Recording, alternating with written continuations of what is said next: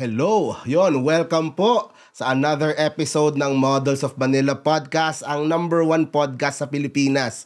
O ngayon po, meron na naman tayong very special guest.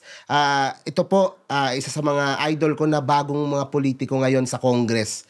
At nung nakaraang eleksyon, ang tinalo po niya is none other than Senator Cynthia Villar. At siya po ngayon ang bagong congressman ng Las Piñas, none other than katukayo kong Mark Anthony Santos. Kamusta po? Welcome po. Hi, Tukayo. Tukayo na lang tawag ko sa'yo. Huwag mo na ako tawagin congressman kasi hindi naman ako sanay tawagin congressman eh. At tayo ay, syempre, bago lang. At first of all, congratulations ha. Sabi sa marami nagsasabi at of course, nakikita ko din naman. Yung podcast mo talagang maraming tumatangkilik, nanonood. At ito malaking tulong sa bayan. Thank kasi you. magagaling naman yung mga na-interview mo. Sabi ko nga kanina parang hindi ko naman yata level yung mga ini-interview mo. But anyway, maraming salamat for the invitation and the time na binigay mo sa akin ngayon. Ayun po. Ayun, syempre diretso na po tayo sa sa mga may init na topics po ngayon. Of course, kayo po ang representative ngayon ng Las Piñas. Of course, dyan galing yung mga Villar. Actually po, nasa news ngayon, nagugulat din ako na itong ating bagong ombudsman, si Boying Remulla, is going after itong mga issues, mga corruption issues at scandals ng mga Villar. Parang before, medyo maraming takot, maraming ilag. De ngayon po, in fairness to ombudsman, ay he's taking this head on. 'Di ba? Yung mga marami silang nakikita at nabubunyag na mga issues po pagdating sa Villar, particularly po diyan po sa area niyo sa Las Piñas. Ano po ang reaction niyo doon sa mga ginagawa ngayon ni Ombudsman Remulla? Well, it's a very welcome development, Mark. At hindi lang naman sa Las Piñas. Ito buong Pilipinas tong gagawing paghahabol or pag-iimbestiga ni Ombudsman Boying Remulla. At tingin ko ito na lang yung pag-asa ng bayan eh. Kasi ang nangyari ngayon sa bansa natin, dalawang problema natin. Kasi number one, yung stability ng pamahalaan natin. And of course, yung economic impact nung nangyayaring gulo sa ating bansa. At kung mapapansin mo, Mark, parang mabigat yung public opinion ngayon, di ba? Tsaka yung sitwasyon. Pero ako nananawagan sa mga kababayan natin na pabayaan natin yung proseso ng batas. At hindi naman ganun kadali magsampa ng kaso.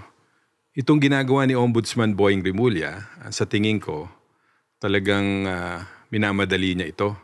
At kasi talagang inip na ang taong bayan. In fact, nadidinig ko lang sa mga press release ni Ombudsman, kinausap niya ng Supreme Court, ang Sandigan Bayan. Siguro there are things na ma-expedite ito. For example, dun sa rules of court, na mapadali na yung mga preliminary investigation. Kasi sasagot pa yan eh. So, yung nagpapatagal no? Yes. Delaying tactics kadalasan. Due process yan. Due process. Pero ito, nagsampa na yata ng kaso sina Ombudsman sa Sandigan Bayan at ito parang niraffle na rin. So anytime yung SunWest and then yung regional office ng DPWH sa Mimaropa area, yung RD and lahat ng mga chief ng DPWH office doon. So it's magandang na to. Anytime pagka raffle siguro, na-raffle na actually daw eh. So pag mag-i-issue na siguro ng warrants of arrest yan, and then yung mga issues din kay former Congressman Saldico. So may mga blue notice na yan sa Interpol. So sana makabalik na rito and then para maayos na natin lahat ng problema ng malalim itong flood control issue na ito. Bawat araw meron tayong natutuklasan. Yun po, ang gusto ko ding isabihin din, since nabanggit nyo nga, yung, kaya I really wanted you na mag-guest dito sa podcast. Kasi nakikita ko po, yung nagiging parang struggle or laban ninyo, lalo na pinaglalaban nyo, yung sa mga kababayan nyo dyan sa Las Piñas, and nakikita ko, yung mga, could I say, perwisyo ba? O yung mga projects o yung mga hindi magagandang mga nararanasan nila na nadudulot dun sa mga actions ng mga bilyar. Okay, so yun po yung gusto kong i-discuss sana sa inyo ngayong episode. At ito na din yata yung mga iimbestigahan nila Ombudsman Remulla. Isa-isahin po natin kasi dahil nga ang issue ngayon is flood control. Ang matunog na issue diyan po sa Las Piñas para po sa mga di nakakaalam is yung kanilang Zapote River Drive. Diba? Isa po siyang flood control dapat pero ginawang makitid na kalsada sa gilid po ng mga ilog. O pwede niyo po bang ikwento ano po ba itong Zapote River Drive at bakit naging controversial po ito lalo na sa inyong lugar? Well, it started siguro year 2012 yung proposed Zapote River Drive na tinatawag. Ang totoo, sa mga main rivers, may batas tayong tinatawag na water code, Mark. At yan, pag major rivers, pwede mo lang ayusin ang mga easement niyan. Sa urban areas, 3 meters lang yan. At hindi ka pwedeng maggawa ng structure dyan. Gagamitin mo lang easement ng mga rivers para linisin ang river. And then, kailangan maging natural lang. Huwag mong lagyan ng simyento para ma-absorb yung mga tubig, yung natural habitat ng river. Pero ang nangyari sa Las Piñas, gumawa sila ng kalsada. Oo, ang kalsada na yan, majority nung ginawa nilang kalsada, nag-encroach dun sa river. Parang yung width ng river talagang numipis di ba? O may mga areas naman na maluwang din na pwede, pero may mga areas din na talagang nasakal yung flow ng tubig doon. Ang problema niyan, ang tubig na nagfo-flow dyan sa Zapote River, nanggagaling yan sa Upland, Cavite. Oo. So, naiipon yan doon sa Molino Dam. And then, pag napuno na yung dam sa Molino, Bacoor, nagre-release ng tubig yan. So, yung flow ng tubig na yan, lalabas yan sa Manila Bay. Ang magiging catchment niyan, yung barangay Zapote. Kaya pag nagpunta ka sa Zapote, talagang pag umuulan, hanggang leeg ang minsan ang tubig na yan. At di lang naman yung Zapote River Drive ang naapektuhan. Ang problema, kagaya nga ng sinabi ko sa mga previous interviews sa akin, yung we have about 26 major creeks sa Las Piñas din. Lahat yan palabas ng 2 main rivers, yung Zapote at Las Piñas River. So, yung mga creek nilagyan din ng kalsada. So, there was an incident nga, siguro mga 6 months ago, wherein yung ginawa nilang kalsada doon sa creek, parang box culvert lang yon, naipon yung mga basura. So, bumigay yung isang perimeter wall ng Citadela subdivision doon. At nagiba at pumasok yung tubig doon sa Citadela. So hanggang liig din yung tubig doon, yung mga sasakyan na nasira. So yan ngayon, pinag-aaralan ng DPWH kung anong remedyong gagawin dyan. Kasi talagang naapektuhan talaga yung flooding. In fact, ang maganda ngayon, si Presidente, si PBBM, ay nirequest niya na tulungan tayo nung Project NOAA ng University of the Philippines. Nung bumaba si Presidente sa Las Piñas, Parañaque, kausap namin si Dr. Mahar. Oo, na talagang kailangan lahat ng flood control project, it will be scientifically based na dapat tayo. So hindi na pwede yung gusto lang ng congressman magpagawa o para... So sa mga, kumbaga po, itong dapat na flood control, in some cases, nakasama pa. Nakapangit pa doon sa situation ng flooding sa ibang lugar. Kasi naka-attend ako ng briefing ng Project NOAA. At doon mapapakinggan mo talaga, Mark, na hindi mo kailangan simyentuhan talaga yung mga rivers. Kasi mawawala na yung absorption ng tubig ng mga walls niyan So, meron lang mga areas na talagang siguro kailangan lagyan, pero hindi lahat. Hindi lahat. Hindi lahat. Tapos parang nasabi nyo din na nakasama pa ng traffic. Kung tutusin, di ba kung ang logic dapat, magdagdag ka ng kalsada dyan, dapat mas gagaan dapat yung traffic, pero nakasama pa tuloy. Paano po bang nangyari? Ang nangyari kasi, parang sa Las Piñas alone, okay naman kami kasi may friendship route kami. Pero yung volume, nadagdagan talaga at lumalabas yan sa Marcos Alvarez, sa Daang Hari Road. Kasi nga, yung sa mga lahat southern ng provinces. taga Cavite, doon na rin duman. Okay din naman yon. But ang punto doon, hindi naman dapat ginawang kalsada yung easement ng river. Ang sinasabi natin, may mga solusyon namang iba sa traffic. Ang sabi ko nga ngayon lately, Mark, nasolve mo nga yung traffic siguro or nakatulong nga sa traffic yung problema na yan. Pero ano ba mas mahalaga? Yung buhay na malunod ka sa baha o yung traffic, di ba? But ang ginagawa nga nila ngayon, parang yung propaganda nila na gusto ko daw gibain yung River Drive. O I just want to make it clear na dapat ayusin lang yung River Drive. Pwede naman, gagamitin pa naman kasi sayang lang yung pondo ng gobyerno, nandyan na yan eh. So we have to find ways and means kung paano natin aayusin pa yung flooding. So in coordination with DPWH, MMDA, ang solusyon talaga sa flooding is dredging. I-dredge mo talaga, continuous dredging yan. Para yung silt na pag nakita mo yung silt, grabe. And of course, kasalanan din minsan natin yan kasi yung mga basura, doon natin tinatapon sa kalsada, sa river. Oo. Pero kanina tinatanong mo yung issue. Oo. Kagaya ng sinabi ni Ombudsman Boyeng Rimulya, yung River Drive, sa Pote River Drive, sinasabi niya na ang nag-benefit talaga dyan yung family. Mga korporasyon. Yung palang ending pala niya sa may Evia. Evia Lifestyle Mall. Na mall ng Pamilya Villar dyan sa may Danghari. Actually, under investigation na yata yan ng task force ng Office of the Ombudsman. And lalabas naman lahat yan eh. Kitang-kita naman yan. And sa amin sa Las Piñas, siguro talagang issue na yan nung araw pa. So wala lang talagang wala lang talaga naglalakas loob. Wala nang tumayo siguro nanindigan dyan. Ang problema nga, syempre, ang nahihirapan, nagkakaproblema, mga taga Las Piñas. Kasi nga, syempre, baka takot siguro. Medyo matsungit pa naman. Medyo mataray pa naman. Pero, so, at least ngayon, bino-voice out nyo yun para sa kanila. Maraming posibleng conflict of interest. Pati po sa mga ibang kalsada po ata, di ba? Na ginagawa, parang papunta sa mga properties din nila.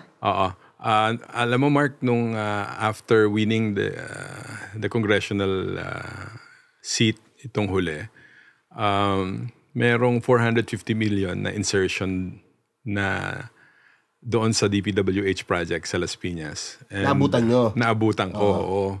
So, nung naabutan ko, nung ni-review ko, merong isang pondo doon na Phase 4 na sa C5 extension. Oo. So tiningnan ko, sabi ko, ano ba tong project na to? Ito pala yung Phase 4, worth 140 million. Itong Phase 4, kasi nag-umpisa na yung Phase 1, 2, and 3. Mga more than almost 300 million na yung 1, 2, and 3. So nung inimbestigahan ko, kalsada pala doon sa mga joint venture properties nila doon sa C5. Siguro naalala mo, Mark, nung during the time of Senator Manny Villar. Presidential. Yung sabi nilang C5 at Taga. Di ba? C5 at Taga. Kung saan yung Senate Ethics Committee, hindi lang nagbotohan nun, pero ang resolution nun, ang recommendation nun was ibalik yung 6.5 billion na pera na ginastos ng government, ng DPWH, para dun sa kalsada na yon. So, hindi natuloy yun. Ito, parang part 2 na ito. Kasi ngayon... tuloy-tuloy pala, no? Oo, hindi lang dun sa C5, ito dun sa loob na ng mga joint venture properties nila, wherein they are proposing now to the local government na gagawa sila ng casino. So, napaka-massive nito. Sabi nga nung pinapanood ko dun sa mga news reports ng Ombudsman, kinikilabutan daw yung mga nag-imbestiga dito. Massive daw ito. Short of saying, parang greed. Parang ganun ang dating eh. Doon din ako nagtataka kong bago ko i-ano din yung iba. Parang kung iisipin mo, sila ang pinakamayaman na sa Pilipinas, di ba? Sa mga Forbes list sa Pilipinas, number 1 na bakit kailangan pang 'di ba? Umabot sa mga ganyan na yung pondo ng gobyerno, yung pa yung gagamitin para sa mga properties nila. Tapos at the expense din ng mga kaysa mailagay yan sa additional na proyekto para sa mga taga Las Piñas na hometown din naman nila, napupunta dun sa mga proyekto that would mostly benefit yung kanilang mga negosyo. Hindi naman nila kailangan yan, mayaman na sila eh. Magtataka ka nga, Mark, kasi during my stint sa City Council, itong huling term ko as a City Councilor, ako yung nag-expose doon sa mga tax delinquencies nila, sa real property tax delinquencies nila. We're in almost 14 years. Yung mga sinasabing mo malls, delinquent yan for the last 14 years. So I made a privileged speech and then nag-deliberate kami sa City Council. So sabi ko dapat kolektahin talaga kasi dapat magamit na yan. I think more than 213 million pesos ito. Ito naman documented and then meron mga nireport din ito sa Rappler, PCIJ. Kasama na yun yung mga penalties and mga ano? Kasama na. But ang problema dito, napakababa siguro nung market value nung ano. Kung i-base mo yan sa value ng BIR tax, what do you call this? Yung valuation ng BIR, mas malaki. Kasi doon sa area na yun, ang huling assessed value ng BIR doon 50 to 70,000 na per square meter ang assessment doon. Sa fair market value ng city government, mga 3,500 pesos lang per square niya. So, but anyway, naging successful naman yung City Council na file kami ng resolution then to collect. So, nagbayad na sila last 2023 or 24 ng 130 million pesos. And I think, I'm not sure, no? I'll have to check with the city treasurer. Meron pa silang arrears na, I think, 70 to 80 million pa. So, hindi na ako magtataka kung itong mga problema nila ay lumalabas. Lumalabas din, lately, yung na sinuspend din yung trading ng mga companies nila, di ba? Sa SEC. Ano po ba actually, maski ako hindi ako masyadong pamilyar doon, ano po ba nangyari doon? Yung trillion peso valuation na hindi pala. Ano po ba yung buong storya nun? Ang istorya is parang pina-appraise nila yung lupa nila. So yun yung i-declare nila doon sa lupa nila. Ang lumalabas, ang per square meter ng lupa nila is more than 300,000 pesos per square meter. So raw land pa yun. So lumabas ang total value. Ito yung sa Villar City. Villar City, So ang lumabas na total valuation is I think 1.3 or 1.4 trillion. Sabi nga ng mga SEC at mga negosyante, mas malaki pa ito sa BDO at sa SM, di ba? SMDC. So in fact, hindi pinirmahan ng external auditor nila yung punong bayan Araulio. Kaya nagkaroon talaga ng problema. I think they have not submitted their financial statement for the last 2 or 3 years. So, ngayon... Ano po ang epekto nito sa negosyo nila, yung pagsisinungaling nilang ganon? Ano po ba ang... ngayon, anong nakuha nilang benepisyo ng bloated yung kanilang value? Kasi number one, may mga publicly listed na yata yung mga companies na yan. So, may mga shares of stocks yung ang public dyan. So, nung nangyari yan, kasi may nagsasabi sa akin sa Amerika parang inside trading na yan eh. Di ba? Ang dating yan or yung... binibili mo yung stocks nila thinking na ganito yung value ng lupa nila. Pero inflated pala yung inflated pala yung presyo. Kasi pag marami bumibili nung stocks mo, mas aangat yung value ng stocks, di ba? So, kung pinapaganda mo sa papel, yung mga kumpanya, yung mga shares na bibilin, talagang tataas yun. So, kung hindi pala totoo yung papel na dineclare mo, mag-aalisan yung bebenta naman yun. So right now, I think, ang report ng Bloomberg at saka ng South China Morning Post, ang bagsak is mga 16 to 18 billion dollars na eh. Yung value nung value yata. Value nung kanilang stocks o nung... I think yung value ng stocks nila. Yung stocks nila. Parang so, gano'n. More than 75% na yung yung downtrend nung kanilang share. So, Kanilang share. So, ang masasaktan nun, yung bumili nung mataas yung presyo. Naniwala sila na trillion yung halaga ng lupa. Okay to lalaki to. Bumili sila. Napatunayan, mali pala yung sinabi nila in the first place. Bagsak yung value ng pera nila. Kung 75%, kung meron akong 100,000, 25,000 na lang ngayon yung value nung hawak-hawak ko na shares, no? Tsaka ang problema, maraming nakikita rin sa social media, marami nang nagsasarang mga kumpanya na nagsasarang mga kumpanya nila na nakikita ka. For example, yung mga malls nila, yung mga department store, yung marami. Kasi marami, may mga ano yun sa TikTok, Instagram, yung mga malls na walang laman, parang ghost na malls, no? Yes, kasi ang problema nila yung cash flow eh. So pag mahirap ang cash flow, hindi mo na mababayaran yung mga suppliers mo, yung mga trabahador mo. So eventually hindi kakayanin. So you have to close down your business, yung mga ibang businesses mo. Hindi lang naman yan ang naging problema. Ako din ang first privilege speech ko sa Congress, yung Prime Water. Remember, Mark? Remember, Mark, yung nung nagsona si Presidente na sabi niya yung problema sa kuryente, sa Siquijor, kasama din yun kasi yung SIPCOR, kanila din yun eh. Which tinake over na rin yata ng government ngayon, ng DOE. So, yung Prime Water... Balik po tayo sa Prime Water. Yung Las Piñas, hindi Prime Water ngayon. Merong mga subdivision sila na ang Prime Water ang nagpapatakbo ng mga tubig niya. Pero maayos naman doon. Wala na silang supply ng tubig, so nagba-bulk selling sila. Okay. So kahit sa Las Piñas pala yung mga Prime Water. Meron silang Prime Water. Problemado din. Nung araw, naging problema na. So they resorted to bulk selling na lang kasi ang problema kasi parang deep well lang yung source ng tubig nila. Pag talaga naman, for example, Manila Water, makikita mo naman talagang dam ang supply ng tubig. Pero kung magre-rely ka lang sa deep well, natutuyo yung ilalim ng tubig at saka bawal na sa batas ngayon yun eh. Di ba? Yung maglagay ka ng deep well. Tapos na yung istorya na yun. So talagang walang magiging source ng tubig. And after my privilege speech sa Congress, ngayon lately, kausap ko yung mga congressman na affected din ng Prime Water.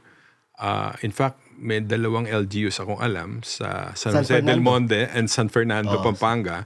Parang ni-revoke na nila yung business permit nung Prime Water. So they're terminating na. Yes. Matanong ko po, ano yung nangyayari? For example nga, San Fernando, San Jose del Monte. So may local water district naman. So before, tumatakbo naman yun, di ba? May tubig naman ng maayos sa lugar nila. So nung mga huling mga ilang taon, nag-expand yung Prime Water na for whatever reason, nakuha nila yung kontrata sa San Fernando, nakuha nila yung kontrata sa San Jose del Monte, nangako sila ng ganito gagawin nila. What went wrong? Bakit hindi sila nakadeliver ng mga promise nila? Tsaka bakit kung yung local water district, hindi naman ganun yung problemado. Ba't nung hawak na nila, iba na kulay ng tubig, may rasyon na yung... saan nagkamali yung Prime Water kaya sa pagkakaalam nyo? Ako number 1, kagaya ng minention ko kanina, yung source ng tubig.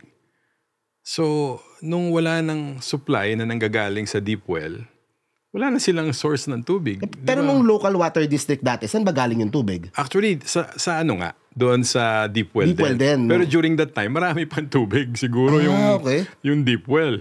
So, nung pumasok sila, sa tingin ko, nung wala na silang source ng tubig, hindi na sila nag-expand siguro. Yung capital expenditure nila siguro, hindi na nila talaga, yung pangako nila doon sa mga local water district, hindi na nila natupad. Yun ang sabi sa akin ng mga congressmen eh.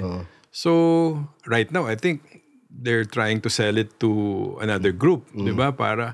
Pero may kausap din naman ako na talagang sa tubig na yan, ang sinasabi nila, pag wala talagang source, hindi bibili niyan ng kahit sinong kumpanya.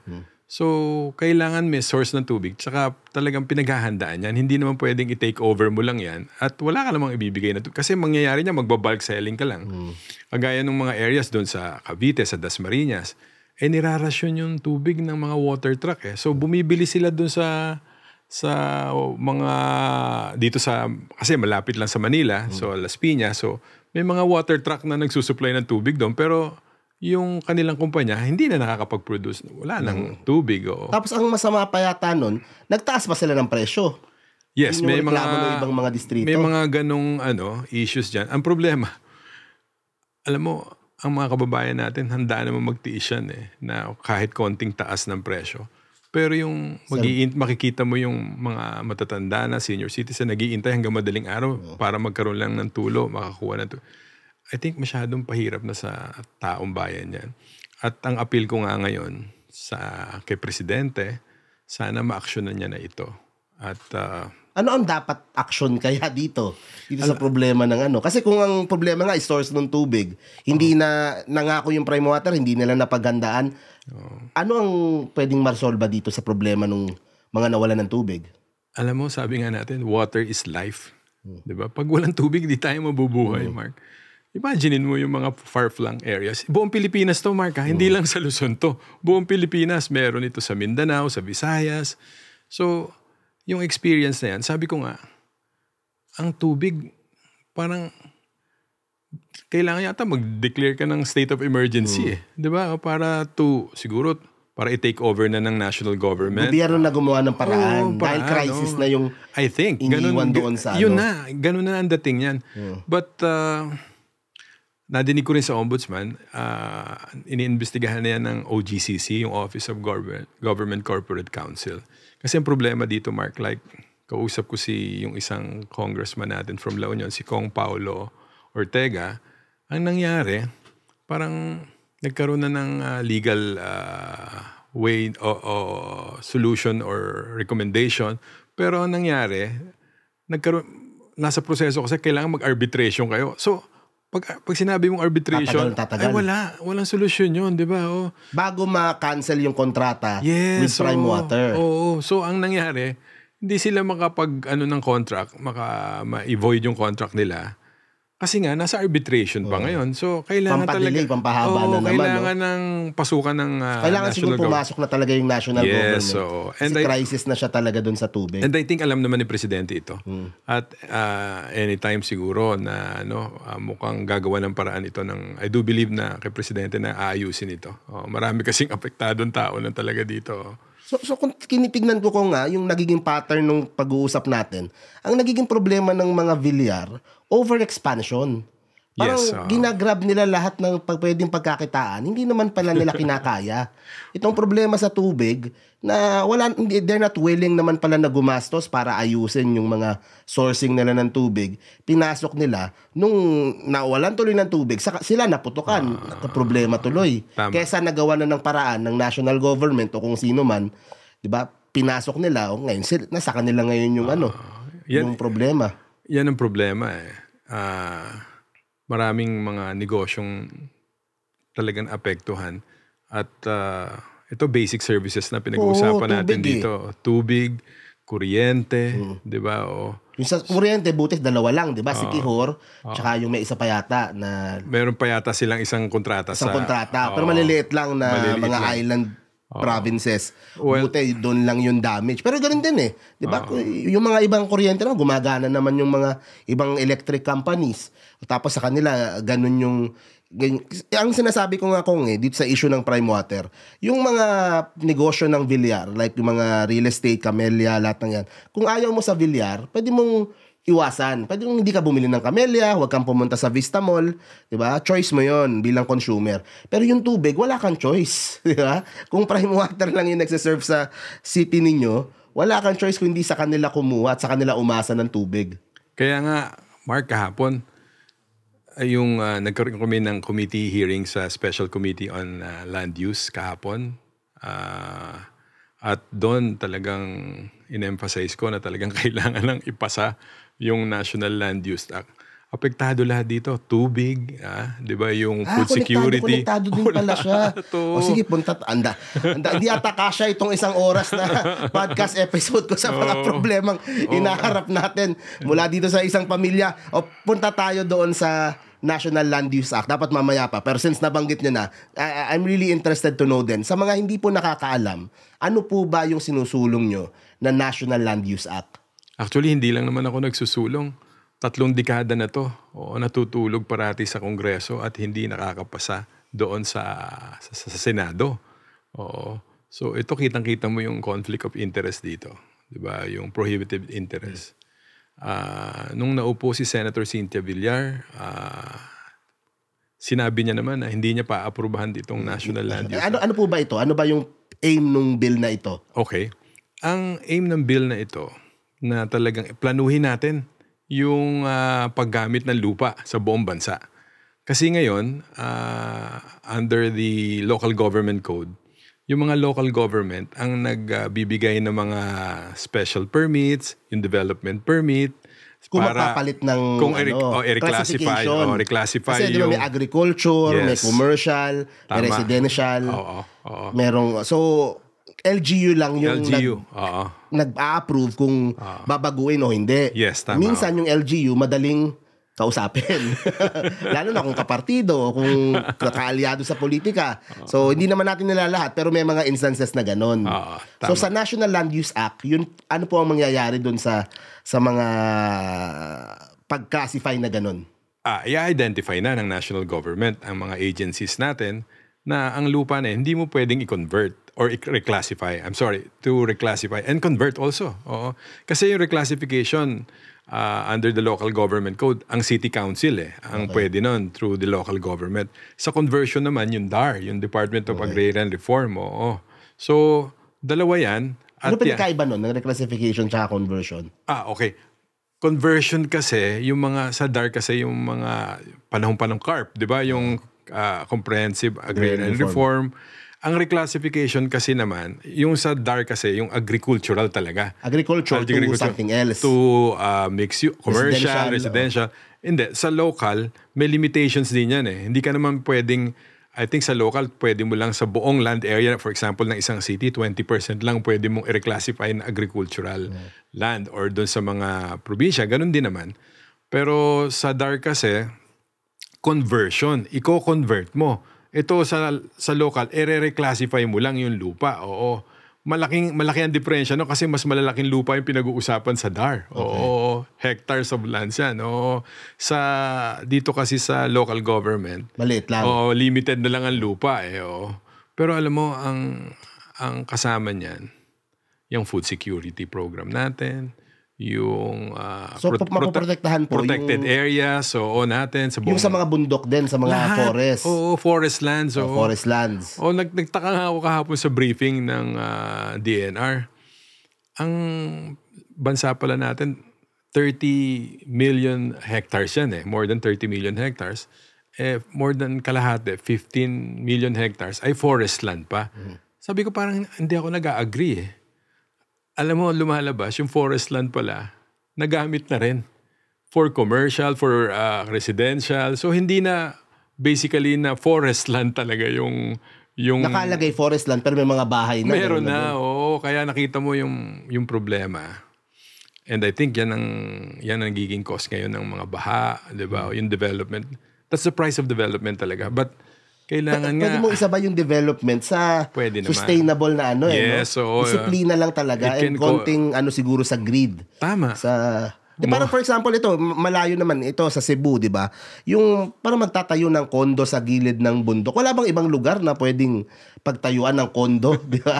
Wala namang mapaglagyan yung mga mayayaman para, di ba, merong mga bagay naman na na pwedeng wag na nating galawin. Tama. Doon sa National Land Use Act. Yun ang papel, magiging papel ng batas na yan. Okay. Para maproteksyonan yung mga agricultural, mga forest lands. Tama. Na ngayon masyadong mas madali ngayon para mas mahihirapan yung gustong mag-convert doon sa mga land na yon pag kusakali. Pero matagal na siya ang talagang primary na pumipigil dito si Senadora Cynthia. Lumalabas kasi for the last how many nakadalawang term si Senator, di ba? 12 years siya. So for the last 12 years hindi pumasa nung last Congress, nung 19th Congress, naipasa sa lower house Pero pagdating sa Senate, Kasi pag hindi inaksyonan ng Senate Committee Chairman yan, hindi gagalaw yan. Oo. So, I think ngayon, I'm optimistic kasi parang sa SDG Committee na ng Sustainable Development Goal Committee. So, si Senator Pia Cayetano. And I found out meron din siyang proposed NLUA bill. So, siguro pagbabanggain na lang yon sa House and then maipasa na rin to. O kailangan ipasa to kasi food security importante rito. Wala nang problema natin, food security, flood control, yung mga pagbaha. So ang daming mga and we need to build towards a more sustainable na development. Lalo na lalong parami yung population natin. Kung ngayon pa lang di na natin makontrol. So hopefully ngayong, and I think nasabi niyo priority din naman to sa legislation ng Pangulo. Tinanong ko sa committee chairman kay Congressman Matugas, actually sa LEDAC number 7 daw siya sa priority. Hopefully. This should be a great legacy for PBBM kung maipapasa to during this Congress. Ito na yung talagang political reform na kailangan ng bansa natin. Nabanggit mo kanina yung mga problema din namin sa Las Piñas, 'di ba? Kanina pinag-usapan din yung traffic, 'di ba? Hindi ko na dagdag kanina. Naalala mo yung LRT1 extension? Yun, papunta din tayo. Nasa listahan ko din yan. Pag-usapan natin yung sa LRT1 extension. Sige po, ano po ba yung kwento doon? Kasi nandun ako nung opening ng Pangulo sa Sukat, sa may SM Sukat, di ba? Tapos doon na natigil. Di ba hanggang Bacoor to? Ano po ba ang kwento noon? Bakit natigil siya doon sa may SM Sukat? Alam mo, ang istorya ng LRT1, 1998 pa yan, extension. Yung Lavalin Group ng Canada, French-Canadian firm ito, talagang pinlano na nila yan, 1998 pa. So, na-defer. At ito lately na ang LRT1 extension will be at Baclaran hanggang Barangay Nyog sa Bacoor. Sa Bacoor, Cavite. Pero pag kung titingnan nyo, hindi ba one straight line dapat yun? Kasi yung coastal road, doon din ako nagtataka eh. Kasi kung taga-south kayo, kung dadaan kayo ng coastal, mula coastal, yung dating coastal mall, hanggang all the way sa Bacoor, pa SM Bacoor, isang diretsong linya lang yun. Nagtataka ako, bakit yung LRT, pagdating doon sa biglang iikot na gano'n, Tapos sa airport, gano'n. Gaganon. Yun, parang may dinaanan siyang certain patch of land sa may C5 na doon dumaan yung LRT bago siya dumating sa Las Piñas, bago siya pumunta sa Nyog sa Bacoor. Tapos ngayon nade-delay pa. So, bakit po nade-delay? So nade-delay kasi number one, yung alignment talaga doon sa LRT1 extension is supposed to be doon sa C5 road. Bakit sa C5 road? Kasi wala ka nang babayarang right of way doon eh. Oo. So ang kwento yata, parang pinipilit nila na ipalipat yung station. Oo. So, nung panahon pa ni President Duterte, talagang hindi matapos-tapos. So, ang nangyari, nung may mga naglalabi na ilipat yung istasyon doon sa malapit doon sa mga properties nila, sa negosyo nila, hindi rin pumayag yung concessionaire na yung LRMC. Kasi masyado malapit dun sa Sukat Station, malulugi sila, di ba? Kasi titigil na naman yung train. So, ang nangyari, na-delay, na-intay. At nung bandang huli, nung ayaw pumayag ng LRMC, nagpagawa si Secretary Mark Villar ng flyover doon. Hinarangan. Sa alignment. Hinarangan yung alignment. Alignment. Number one, nakabili na ng lupa for the Las Piñas Station. Meron na. May in-expropriate na ng lupa doon. Saan yung Las Piñas Station dapat? Dito sa Kanto. Sa may Diego Serra Avenue. Malapit dito sa C5, yung Golden Haven, di ba? Mga properties ng mga Villar to, di ba? So dapat doon sa kabila, hindi na nila property yun. Doon talaga ang design, original design and alignment. So nagka-delay at ang masakit, nagpagawa ng 300 million na flyover. So para kumanan yung train. Para pumuwersa na kumanan yung train. At ngayon,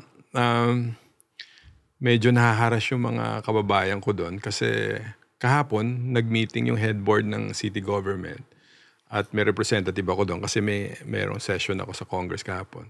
At sabi ko, pinasabihan ko yung mga taga-LRT, NHA, na wag piliting paalisin yung mga tao doon sa lugar na yun. Ilang pamilya yung mga gustong paalisin kaya? Mga 30 families pa sa Tramo Road. Oo. Yun nag-appeal na sa akin. Kasi alam ko bawal sa batas ang isang pamilya o isang tao na nirelocate mo sa isang lugar, i-relocate mo na naman. Bawal yon kasi relocated na sila doon. Re-relocate mo na.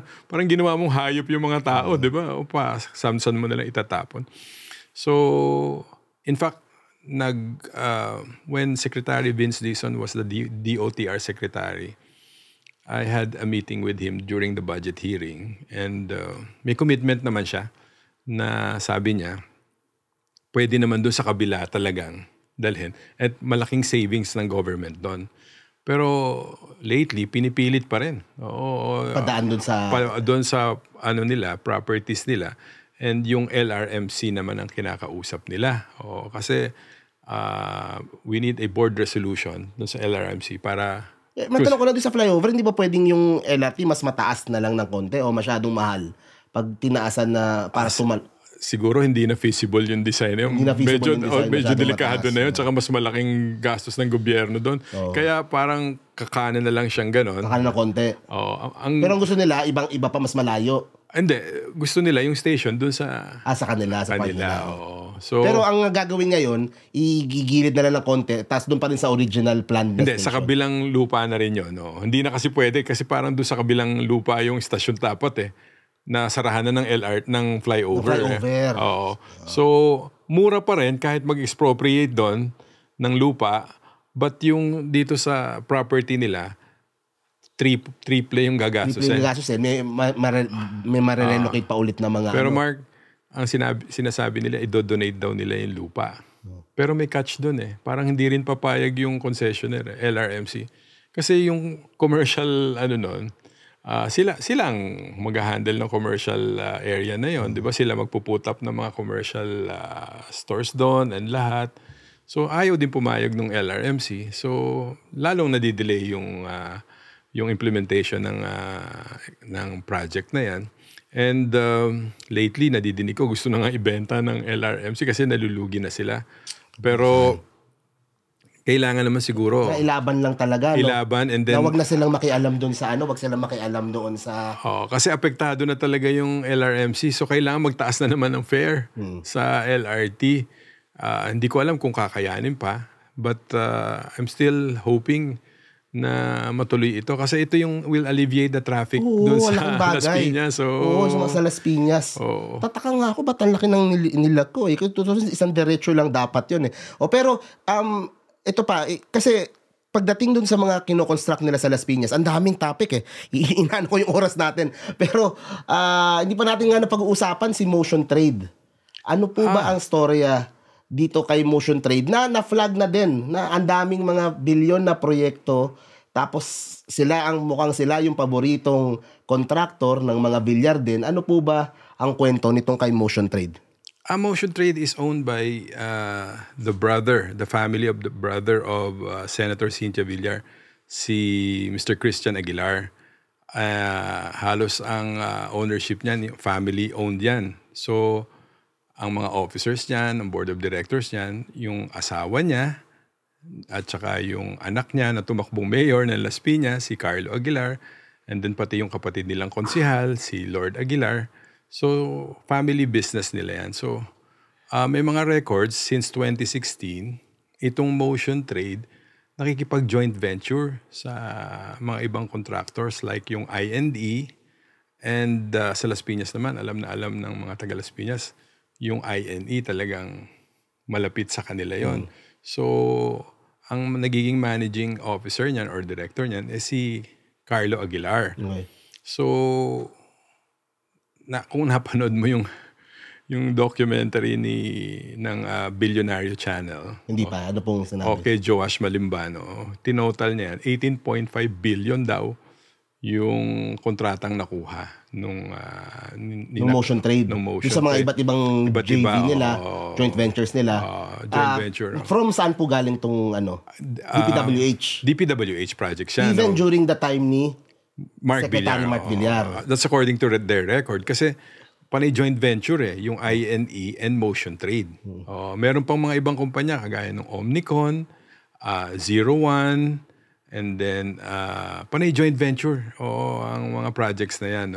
Kasi ang sinasabi ni Secretary Mark the whole time, wala kami sa construction business. Hindi yung mga Villar, hindi yung pala, yung kamag-anak nila, yun ang maraming nakupo na nakuha na kontrata nung panahon na yun. So, tinitignan na din ba yun ng ombudsman ngayon? I think alam na nila yan. Alam na nila, kasama na din sa tinitignan. Kasama na. Alam mo, pag naging Secretary of Public Works ka, syempre yung mga appointments ng mga district engineer, regional directors, lahat yan, assistant district engineer, sa'yo dadaan lahat yan.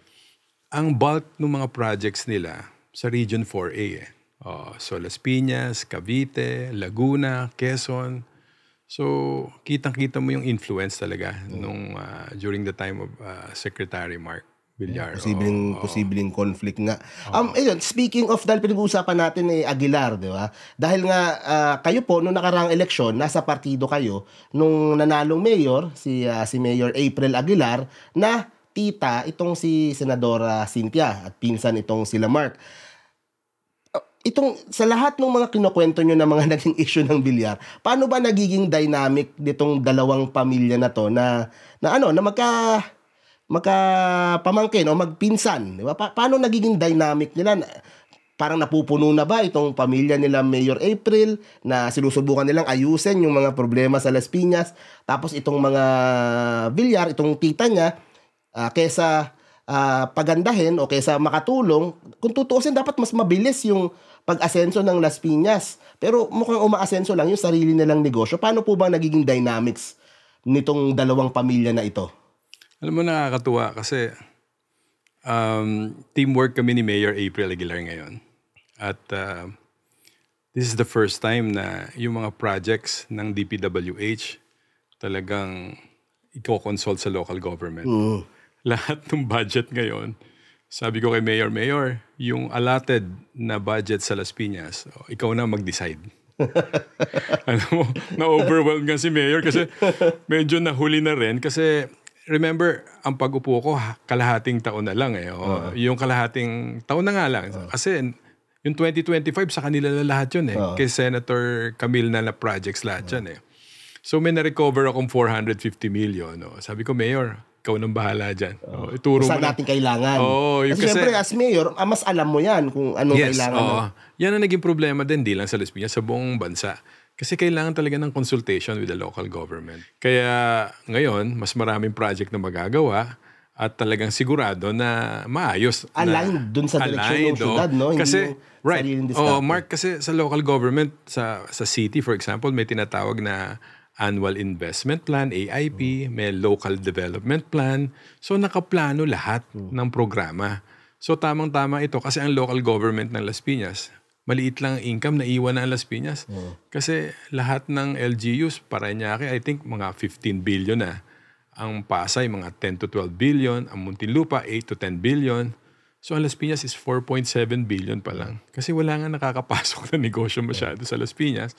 At wala nang lupa na talagang pwede mag-invest sa mga negosyante. So with the infrastructure budget na dinownload ko may download ng DPWH, malaking tulong yan. Malaking tulong yan. At saka yung mga projects natin ngayon. By the way, first of all, papasalamatan namin ni Mayor ang San Miguel Corporation. Di ba naging problema yung flooding? Oo. Kasama namin si Nayorme at saka yung mga ibang LGUs. Oo. Sinagot na ni Mr. Ramon ang mga dredging and desilting ng two main rivers ng Las Piñas. Yung Las Piñas River and Zapote River. Ongoing na ngayon. Ongoing. Alam mo, ang laking ginhawa ngayon. You know why? During the campaign, pinag-aralan ko na yung problema ng baha natin. Alam mo ang problema ng baha natin when nireclaim yung Cavitex along Coastal Road, nag-iwan ng mga buhangin doon sa mouth ng outfall ng river. Wherein dekada na nanigas na yung mga buhangin doon at parang bato. So pag umuulan at pagdating sa Zapote, naiipon yung tubig, pag high tide ng Manila Bay, hindi na nakakalabas yung tubig doon. No? So isang malaking cause yun ng flooding sa ngayon, Zapote area. Ngayon, dinedredge na ng San Miguel Infrastructure ngayon dyan with the help of the local government. Wala namang flood control fund ngayon, di ba? Ang DPWH, walang pondo dyan. So at least, but ako naniniwala doon sa Project NOAA. Kasi medium to high ang flooding sa Las Piñas. Magkakaroon pa ng budget yan. Pero itong ginawa ng San Miguel, mga more 200 million to, libre. Walang bayad. Bagay, diba? Alam mo, ibang kasi ito. Saan ka makakita niyan, di ba? Wala nga tax rebate or tax refund dito ang San Miguel. Pero hindi lang sa Las Piñas, sa buong Pilipinas niya ginagawa na ito. Nakita ko sa Laguna, ginagawa din nila. Thank you sa San Miguel sa ginagawa nyo. Malaking tulong ito. Lalo na sa naperwisyo ng mga flood control na nakasama pa sa baha. Ito ko nga, gusto ko ding isabihin lang din. Kasi nabanggit nyo nga na yung Las Piñas, kumpara doon sa mga katabi ng mga city, medyo napag-iiwanan nga. Doon ako medyo natitrigger din. Kasi nakikita ko yung mga ibang lugar na, for example, sa Valenzuela, mga gatchalian. Nakita ko, may isa lang senador nila, nakita ko paano alagaan pagdating sa mga infrastructure. Meron silang 3S center na, ako nakita nyo na yun, barangay hall, health center, police. Yun. Tapos ang dami nila mga infrastructure na ginagawa. For example, kay Senator Recto, kay Secretary Recto sa Batangas, kung paano niya nagagamit, kung paano napagaganda yung kanila. Isa Las Piñas, dalawa yung senador na kesa magamit para ipasok yung mga bagong negosyo sa Las Piñas, palakihin yung kita ng Las Piñas, yung sariling negosyo lang nila, yung lumalaki, hindi pa ba enough yung kinikita nila para doon? Meron din akong isang aano sa inyo pala. Ito yung magandang opportunity din. Kasi nung nakaraang eleksyon, inikot ko yung lahat ng barangay ng Las Piñas. Nangampanya ako, lang kami house to house. Pero I got the chance to meet a few of your barangay captains. So shout out po. May isa akong nakausap, pinangako ko sa kanya, sabi ko, kung sakali po, kung manalo kong senador, diba? Syempre medyo natawa din siya ganun. Pero kung sakali lang, malay nyo, magkakimala, pumunta po ako sa barangay Zapote. Sabi ko, ipapagawa ko tong barangay nyo. Yan ang ko. Kasi yung sa barangay Zapote, napansin ko, nasa ilalim ng tulay yung barangay hall. Diba, ang asenso ng Las Piñas, dalawa senador, pero yung isang barangay hall nila, nasa ilalim ng tulay. Pag dumaan yung truck, rinig na rinig sa taas yung nambubong nila. So sabi ko, ito ngayon, igigess ko si Congressman Mark. Baka naman Congressman Mark, since inaayos na ng DPWH, kesa yung mga flood control, dito sa barangay Zapote, baka pwedeng mas magandang barangay hall mailakad natin para sa mga sa mga taga-barangay din nila. Tama, Mark. Maganda na i-bring up yung issue na yan. Number one, bawal maglagay ng structure doon sa flyover. Bawal pa pala. Bawal yun. Kasi naapektuhan yung integrity ng flyover doon, yung structure. Hindi ka pwede talagang gumawa. Bawal yun eh. Pero pinihilit lang siguro nila, mga previous So, ngayon, wino-workout namin ni Mayor, may isang property kaming tiningnan dun sa malapit dun sa Palengke, sa Barangay Zapote. It's a Metrobank property and under negotiation na ngayon. And isa sa mga budget na ibababa na download ng DPWH, sana makagawa ng malaking barangay hall doon sa tabi ng Palengke. Naman pala. So, at meron pa kaming ibang ini-scout din na lugar para talaga, kasi talagang wala eh. Di ba? Nasa ilalim ng flyover, yung kabila, police station, di ba? So, bawal talaga yun. Bawal so, talaga, kailangan alisin talaga kasi sila doon. Kasi isipin, dalawa yung senador ng Las Piñas. Kung isipin kung pagdating sa budget, di ba? Hindi naman kailangan na sobrang laking barangay hall o sobrang pero yung mas maayos lang naman sana. So, yun yung mga nakita ko mga problema. Ang isa ko pang nakitang nung umikot pala ako, ang gusto ko din pag-usapan lang din, medyo patapos na din tayo, yung green card. Yes. Doon ako, sa mga nakakausap kong barangay, kasi syempre nakikichismis ako eh. Sino ba malakas? Yung green o yung orange? Itong si Senator Cynthia bilang congresswoman, may tulog ba? Malakas ba o ano? So narinig ko, ang parating tuwang-tuwa sila ay itong green card ng Las Piñas. Ano po ba itong green card para sa mga di nakakaalam? Anong proyektong ito ng Las Piñas na ginagawa? Tinawag lang itong Green Card. Ito ang free hospitalization program ng city government ng Las Piñas. Nung panahon ni Mayor Nene Aguilar, ginawa niyang programa ito wherein all Las Piñas residents, basta registered voter ka lang sa Las Piñas, you can avail of the 30,000 free hospitalization sa mga private hospital. Yun maganda, no? So, pwede rin sa public. Pwede rin sa PGH, pwede din sa ibang, may memorandum of agreement lang kami, may MOA lang kami sa mga private hospitals. But mas gusto ni Mayor Nene nung araw na sa private kasi iba ang service naman, malaki naman ang diferensya. So ngayon, yan ang institutionalize namin sa city government through nung term ni Mayor Nene at pinagpatuloy yan ngayon.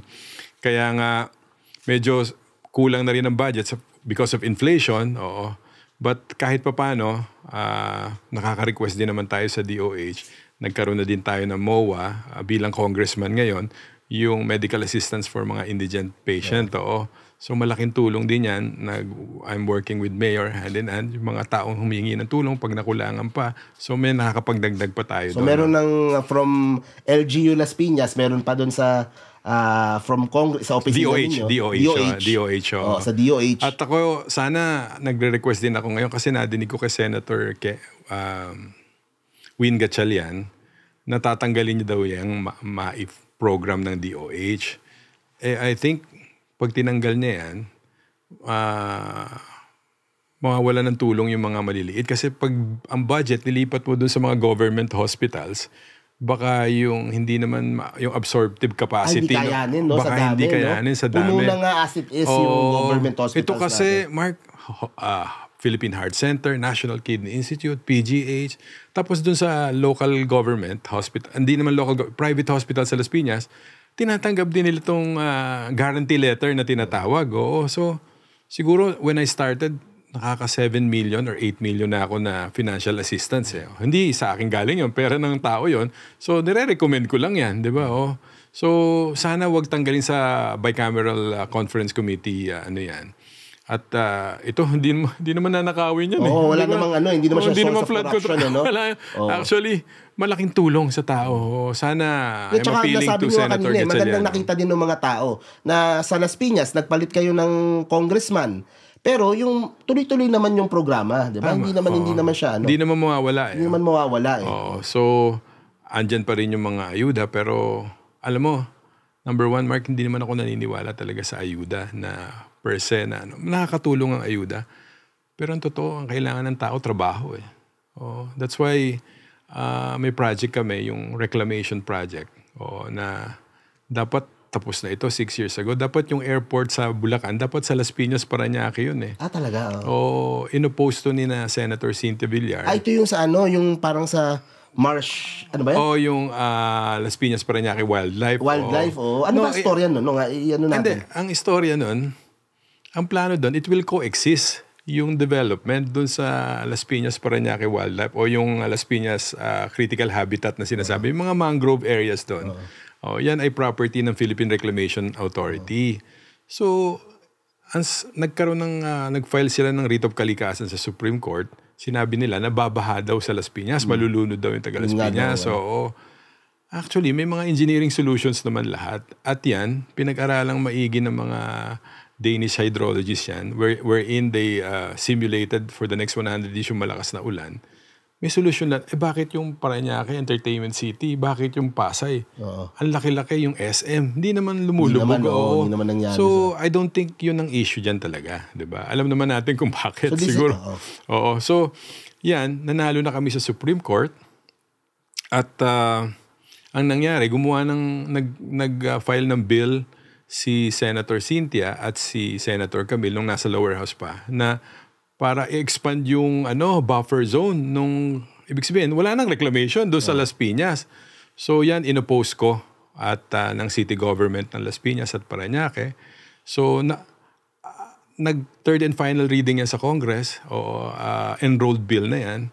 So nung sumulat ako kay Presidente at nag-file ako ng resolution, mukhang na-reconsider ni Presidente at vinito niya yung bill. Okay.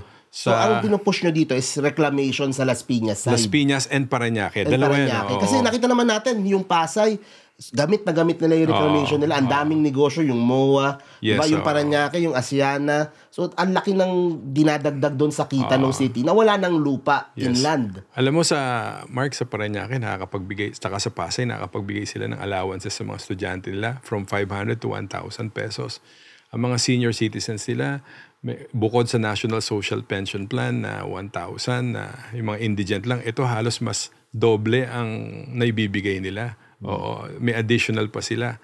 So, alam mo, buong mundo, basta tama lang naman yung proyekto at may mga engineering solutions, pwede naman lahat. Kasi yung programang na institutionalize nung araw pa ni Mayor Nene Aguilar, hindi na namin kakayanin ni Mayor April yon to sustain that. Free hospitalization, libre living. Palaki ng palaki yung population. College program, free scholarship. So, kailangan namin yung pondo. At yan, kasama dun sa desisyon ng Supreme Court yan. Sinasabi ng Supreme Court na hindi naman totoong babaha. May solusyon sa baha. And it will coexist with the critical habitat. Oo. So, binito din ni Presidente. So, ngayon, area clearance na lang iniintay namin dito. Oo. So, baka pwede nang mag-start na siguro. Mag-push through itong reclamation sa Las Piñas side. Parañaque, Las Piñas. Parañaque, Las Piñas. So, Kukonect na ba yan sa Entertainment City paakyat? Yes, oo. Magandang development to. Oo. Mag-i-interconnect. Mag-i-interconnect. Las Piñas naman, diba? Meron na yung Pasay, meron yung Parañaque. Ngayon, merong lupa na pwedeng business district ng Las Piñas. That would benefit yung... parang minsan, yan yung magsasubsidize doon sa lahat ng mga residente ng Las Piñas. Actually, excuse me, Mark. Yan ang pinaka-feasible na airport talaga eh. Yung NAIA, ililipat mo dyan. It's a 635 hectares reclamation project. Parang sa Kansai, Japan yan. Oo.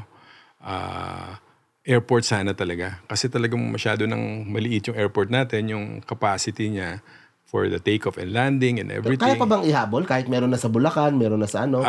Depende yan dun sa San Miguel. Sila nakakuha nung joint venture niyan, yung Alltech. But yun pa rin ang pinaka-feasible ngayon. Okay. So, ang naging problema din dyan, may mga ibon dyan na nanggagaling pang Siberia, galing sa ibang bansa, wherein marami nang reported na bird strike sa eroplano. Ayokong takutin yung mga kababayan natin kasi may mga incident na dyan na yung na-absorb nung makina ng eroplano yung mga ibong nagliliparan dyan. So talagang isa rin yun kung bakit binito ni Presidente yung expansion. So we are near the end. Gusto ko lang ding ipasok din dito sa interview natin. Nabanggit nyo kanina, yung pondo dapat na flood control ba yun? Yung nalipat sa housing? Tama po ba? Opo. Ito naman ni-request ko lang sa Appropriations Committee bilang Assistant Majority Floor Leader. Tapos member ng Appropriations Committee. Naglabi talaga ako sa Congress na sana yung flood control budget na minsan ina-allocate sa district, yung sa Las Piñas sana pwede kong mai-request ko mai-download sa National Housing Authority. Okay. At nakapasa ito sa House General Appropriations Bill, sa NEP, nanggaling. So, nasa Bicameral Conference Committee. Sana wag harangin doon sa BICAM. Pero ito para sa tao. Ilalaban natin yan, Kong. Ilalaban natin. Tulungan mo ako dito, Mark. Tulungan mo ako dito. Para sa housing ito, para sa ilang pamilya yung yung 254 million dun sa module ng NHA. Kasi NHA magdi-design ito. Walang corruption to kasi walang pakialam ang congressman dito. Ang NHA ang magtatayo ng project na ito. Ang isang model ng NHA medium-rise building, 4 to 5-story building. Mga 60 units yan. 60 units. So kung tatlo ang magagawa, so mga 180 families yan ang pwede dyan. And ito, hindi pa na-announce ito, pero sa'yo ko na rin sasabihin ito. Hey, thank you. Oo. Swerte kami ni Mayor kasi yung Philippine Reclamation Authority, parang magpo-propose din sila para sa mga employees nila ng housing project doon along the coastal road. So, si PRA Chairman Alex Lopez, tsaka si Mayor April, Sabi nila, Mark, magbibigay din kami para sa mga taga Las Piñas. Ganda. So this is about mga 300 units yata. Hindi pa to official pero sa'yo ko lang binanggit. Thank you. Kasi Opo, hindi, gusto ko lang makita ng mga tao at matutunan din ko.